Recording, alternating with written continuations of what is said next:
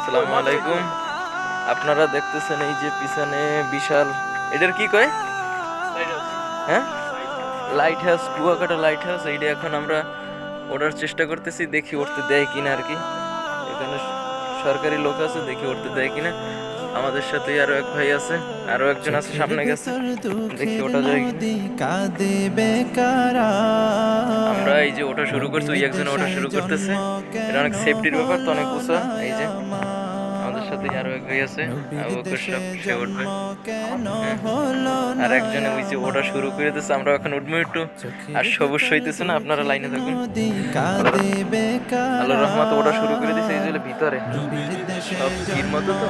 ওই যে একজন নিচে দাঁড়ানো আছে। শুরু করে না, সমস্যা নাই, শুরু করে।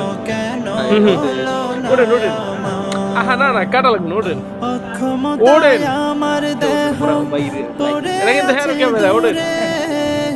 মন যে তবু প্রতিদিন আরো বেজায় উড়ে, অক্ষমতায় আমার দেহ পড়ে আছে দূরে, মন যে তবু প্রতিদিন আরো বেজায় উড়ে। এই যে দেখেন, আমরা কাল শেষ পর্যন্ত মাথায় উঠে গেছি, আর নাই। আমি আশা করি সবাই আগে উঠছে। ওই যে আমাদের আরেক ভাই, সেও অনেক স্বাস্থ্যবান, কিন্তু উঠতে অনেক কষ্ট হয়েছে। ওই যে দেখুন, কিন্তু ঠিক আছে, কিন্তু অনেক দূর। এই যে আমরা আপনার নিচ দেখেন কিরম চিনাই। এই যে উপরে সিগন্যাল বাতি দিয়েছে, কুয়াকাটা তো, কুয়াকাটা ওই যে সাগর পার, ওই যে হ্যাঁ, উপরে আরো সিগন্যাল আছে। ওই যে মদিনাকে বুকে জড়াই চুমু খেয়ে ওইটা না, ওইটা দেখে সাগরের সিগন্যাল পায় মানুষ। সাগর অনেক দূরে তো, মদিনাকে বুকে জড়াই চুমু খেয়ে ভালো।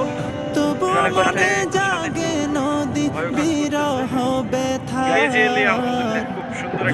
দেশে জন্ম কেন হলো না উঠতে উঠতে নেমেও গেলাম। এই যে একদম নিচতলায় নাম। আমাদের তিনজনের একজন ভয় পাই আগেই নিচে খাড়াই রয়েছে, সেই নিচের জন্য ওই যে